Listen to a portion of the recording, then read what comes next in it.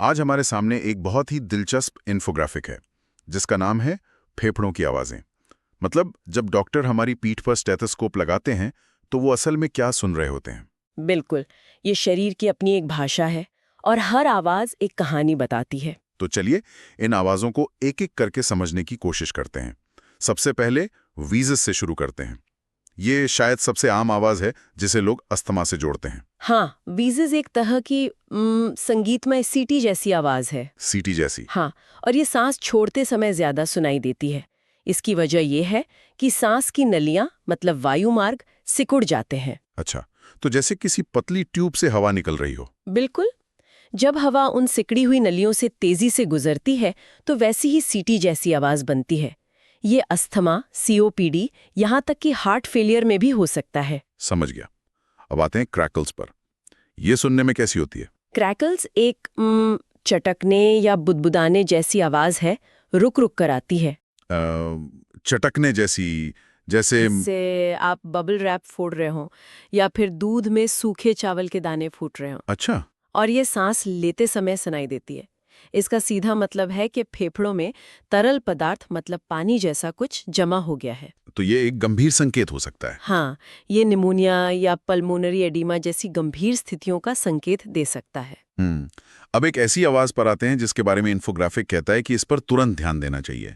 Stridor. हाँ, stridor बहुत महत्वपूर्ण है। ये इतनी ज्यादा गंभीर क्यों है। देखिए, ये एक बहुत ऊंची तीखी आवाज है जो सांस लेते समय सुनाई देती है। और ये इसलिए गंभीर है क्योंकि ये फेफड़ों के अंदर की समस्या नहीं है। तो फिर यह गले या सांस की मुख्य नली ट्रेकिया में किसी बड़ी रुकावट का संकेत है।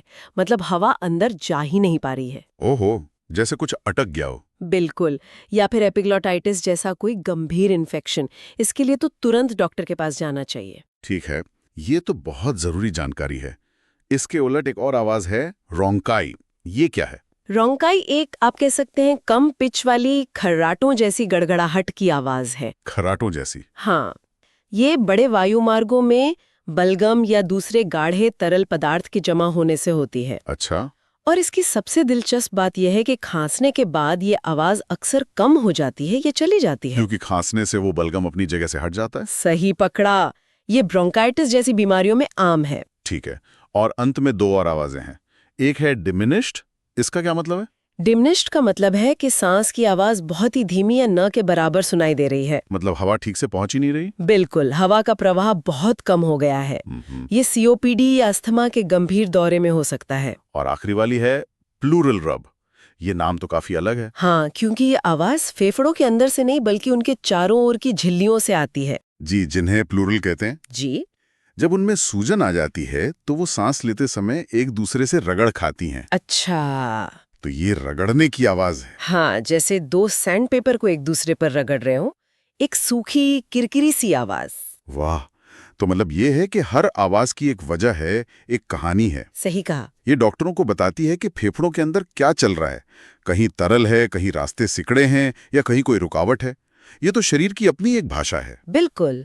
और ये एक जरूरी सवाल भी खड़ा करता है। क्या। कि जहां ये आवाजें डॉक्टरों के लिए इतने जरूरी डायग्नोस्टिक टूल हैं, वहीं अपने शरीर की इन आवाजों के बारे में थोड़ी ज्यादा जागरूकता हमारे स्वास्थ्य के साथ हमारे रिश्ते को कैसे बदल सकती है।